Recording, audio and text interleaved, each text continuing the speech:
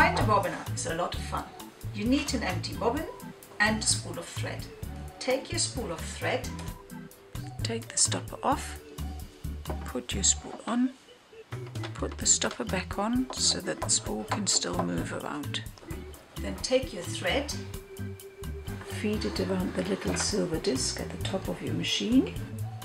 Take your bobbin and take your thread and from the inside go through one of the holes so it comes up at the top. So you put your spool on the silver stick and push it against the white cage. Hold your thread up, pull the flywheel out so the needle doesn't go up and down.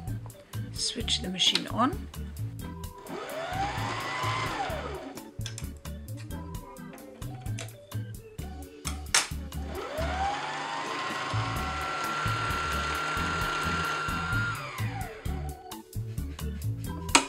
Flick it to the side, take it off,